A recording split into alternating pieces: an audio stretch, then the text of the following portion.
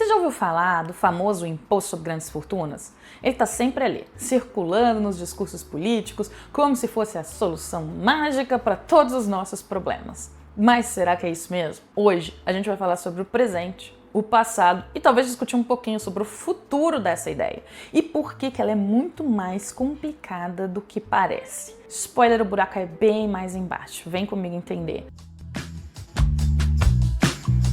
Vamos começar pelo que interessa, a situação do imposto sobre grandes fortunas aqui no Brasil. O ministro da Fazenda, Fernando Haddad, voltou a levantar esse assunto ali no final de novembro de 2024. Ele sugeriu que taxar os super ricos poderia ajudar a reduzir as desigualdades e compensar medidas, como a isenção do imposto de renda para quem ganha até R$5 mil por mês, que era uma promessa de campanha do presidente da República. Parece justo, né? Calma. Muita calma. Aparentemente é mais uma solução Brasil. Basicamente a ideia é colocar um balde embaixo da goteira, porque consertar o teto que está furado dá muito trabalho. Tem nada mais Brasil do que isso, né? Vamos fazer uma pausa dramática para uma proposta, uma emenda que não foi aprovada, mas que é interessante aqui no nosso contexto. Uma emenda proposta pela deputada Érica Hilton, que foi lá e tentou encaixar o tal imposto sobre grandes fortunas no PLP 108. O plano era taxar patrimônios acima de R$10 milhões com alíquotas progressivas, começando em 0,5% e chegando a 1% para fortunas acima de 50 milhões. Parece justo? Claro, no papel sempre parece. Na prática, 1 milhão de problemas. Não, essa proposta não foi aprovada, mas eu preciso que vocês deem comigo uma olhada na história. Volta comigo no tempo para tentar entender esse imposto. A ideia de taxar grandes fortunas começou lá no início do século XX. Países como a Alemanha e a Suíça que deram o pontapé inicial, tentando ali equilibrar as contas públicas em tempos de crise. Tipo depois de Guerra Mundial. Na Alemanha, por exemplo, o imposto sobre patrimônio foi implementado ali depois da Primeira Guerra, em 1922, para financiar a reconstrução nacional. Sempre tem esse apelo, a gente vai tirar dos ricos para reconstruir o país, os mais ricos têm que pagar mais, enfim. A Suíça, também famosa pelos seus bancos, já tinha um sistema similar desde o início do século XIX. A ideia é ótima, quem tem mais, paga mais. Só que na prática começaram os problemas. Como é que eu vou medir exatamente o que é uma grande fortuna? E mais, como é que eu vou evitar que os milionários escapem pela porta dos fundos? Porque milionário não é bobo. Vamos aos problemas? Muitos países perceberam que o imposto sobre grandes fortunas não é essa solução mágica que eles estavam esperando. Primeiro, porque os super ricos, além de super ricos, são super espertos, porque senão eles não eram super ricos. E além de super espertos, eles têm uma super equipe que sempre vai super estudar qual é a maneira super de pagar menos impostos. Quando a taxação aumenta, eles simplesmente mudam de endereço. Quer um exemplo? A França aplicou um imposto desse, mas viu ali 60 mil milionários deixarem o país entre 2000 e 2017. Resultado, eles aboliram o imposto de 2018, substituíram ali por um super IPTU, um imposto imobiliário, também porque não dá para você pegar a casa, colocar nas costas e ir para o país vizinho. Então teve que tomar o imposto porque não tinha como sair. Outro ponto. Administrar um imposto desse custa muito caro.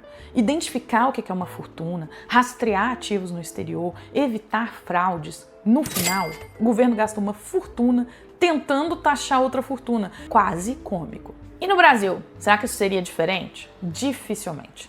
Primeiro porque os ricos já adoram mandar dinheiro para fora desde que o Brasil é Brasil. E pra gente concluir essa argumentação, tem um estudo da Tax Foundation que apontou que a arrecadação desses impostos geralmente é muito menor do que o esperado. No fim, os países que insistem nessa ideia acabam percebendo que o custo-benefício não compensa. Basicamente, taxar grandes fortunas não é só dizer quem tem mais paga mais. E não estou defendendo milionários, de modo algum. Eu acho que quem ganha mais tem que pagar. Mas quando você coloca algo tão simples quanto grandes fortunas, você esbarra em problemas técnicos. Por exemplo, você tem que reduzir isso a perguntas práticas. Como é que eu vou medir a grande fortuna? É só de uma pessoa? É da família? Até qual grau de parentesco? Quem é que vai fiscalizar? Como é que eu vou evitar que os ricos joguem tudo isso em paraíso fiscal? A gente tem outro problema. O Brasil até propôs, numa reunião do G20 ano passado, um imposto mínimo global para pessoa física. Por que é só o tipo de coisa, né, que só funcionaria se fosse todo mundo combinandinho, sabe? Para não ter escapatória para rico. Spoiler, não vai rolar. Nenhum país do mundo vai se dispor a algo assim só porque alguém pediu. Eu vou aumentar a carga tributária porque o Brasil tá pedindo. Não vai. Vai rolar aquele famoso, beleza, Brasil, qualquer coisa a gente vai combinando. não nesse nível global. Então, voltando à fuga de capitais, os ricos indo embora, não, rico mais tem que ir embora mesmo, eu não gosto de rico. Você precisa pensar, sabe o que acontece? Além da gente perder potenciais receitas, porque esses ricos estão aqui no Brasil pagando imposto, a gente perde também o investimento interno, porque adivinha, ninguém quer manter o dinheiro num lugar onde o governo coloca um alvo enorme na sua conta bancária. A experiência internacional, como eu expliquei da França, já fala isso.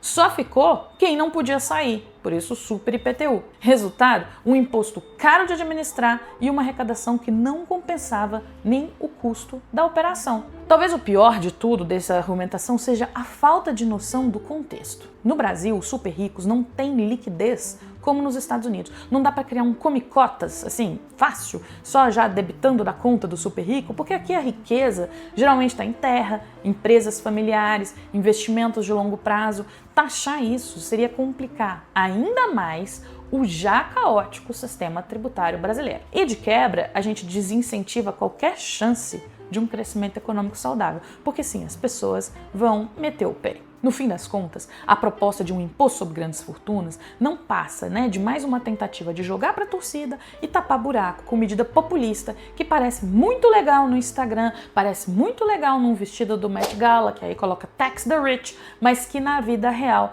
não tem um efeito econômico muito bom. Sabe o que seria muito mais eficiente? Uma reforma séria no imposto de renda, focada em quem realmente ganha muito e paga pouco, porque essas pessoas existem e não são poucas. São funcionários públicos do alto escalão, são empresários que recebem dividendos ali com várias empresas do Simples Nacional. Mas claro, isso aí não vai render like, mexer com rico de verdade dá trabalho, dá muito trabalho. Se a experiência internacional ensinou alguma coisa, é que reformar o imposto de renda é muito mais eficaz do que tentar implementar um imposto sobre grandes fortunas. Uma ideia que é boa no papel, mas que na prática vira um pesadelo fiscal. O Brasil precisa de uma reforma tributária da renda de verdade, que foque em simplificar o sistema e fechar brechas. Inclusive, enfrentar questões difíceis, como Simples Nacional, lucro presumido, dividendo isento. Não é colocando ali uma alíquota a mais de 50 mil reais que isso vai resolver. Então, no final das contas, o imposto sobre grandes fortunas parece uma solução mágica,